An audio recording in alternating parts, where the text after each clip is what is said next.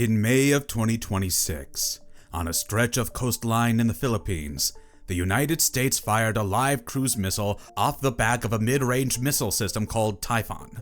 It was launched from a civilian airport. The target was a farming province more than 300 miles away. It was the first time that the system had ever fired live since it arrived in the country 2 years earlier. Roughly 17,000 troops from 7 countries took part. 10,000 of them were American. It was the largest joint military exercise the US and the Philippines have ever run together. None of this happened because the Philippines is under attack. None of it happened because there's a war going on.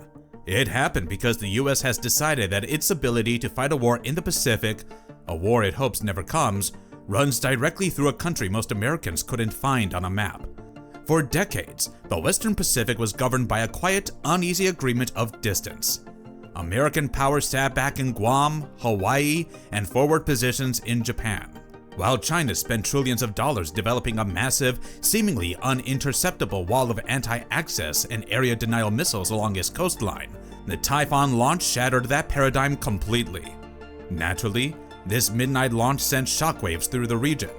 Within the armed forces of the Philippines, it was hailed as a historic leap forward for bilateral modernization, proving that local forces could seamlessly host and integrate the world's most advanced kinetic hardware. But among domestic lawmakers, constitutional scholars, and local activist groups, the event triggered deep alarm.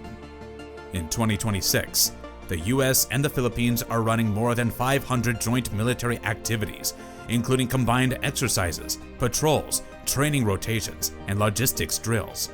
Compare that to 5 years ago, when joint activity was a fraction of that, mostly counterterrorism focused, low profile, barely making headlines outside the region. What changed? The short answer is China. The slightly longer answer is that the Philippines sits in almost the exact spot the Pentagon needs if it ever has to respond to a crisis over Taiwan. Look at the map. The northernmost Philippine islands sit less than 150 miles from Taiwan's southern coast. If Chinese forces ever moved on Taiwan, the Luzon Strait is one of the few choke points wide enough and close enough for the US Navy and Air Force to stage a response. Whoever controls access to that strait controls how fast and how effectively anyone can react. Congress backed this up with money. The 2026 defense authorization approved up to $2.5 billion in military financing for the Philippines, plus another $1 billion in loan guarantees for weapons purchases. This is active, expensive, fast-moving investment, and is almost entirely one-directional. The US is the one pouring in the money, the hardware, and the troops. Which raises the question, what is the Philippines actually giving the US in return, and why does it matter so much? The answer is permission. And permission is not guaranteed. That agreement is fragile in a way raw military power never is. You can't out-negotiate somebody else's electorate, and Filipino politics have already shown exactly how quickly that permission can be pulled. Go back only a few years to the Duterte presidency. Rodrigo Duterte spent much of his term openly hostile to Washington, threatening to scrap the agreements that allow US troops to operate in the country and pushing to warm relations with Beijing instead.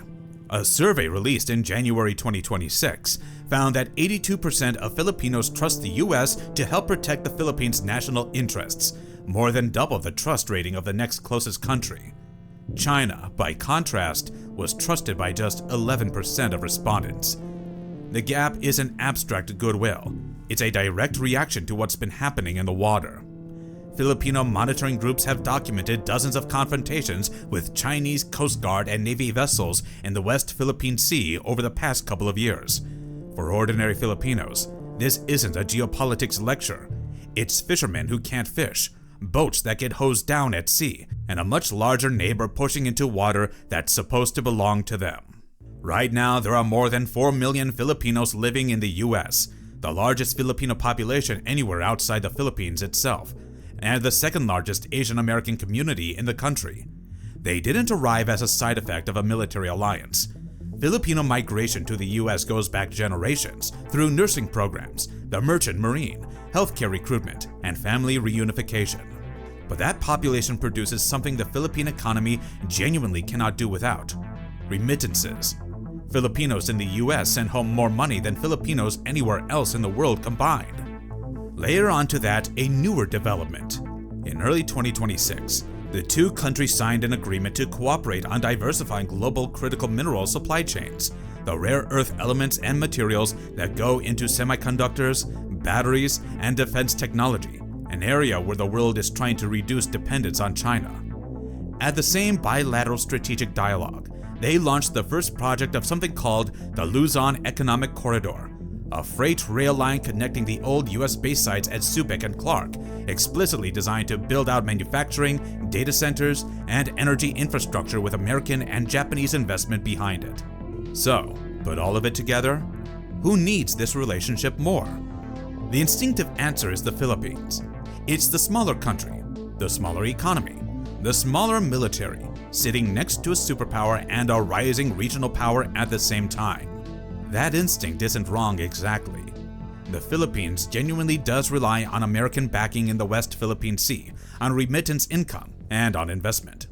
But look at what the US actually needs from the Philippines, and the balance looks a lot less lopsided. Washington's entire Pacific defense posture, the ability to respond quickly if there's ever a crisis over Taiwan, depends on having forward positions close enough to matter.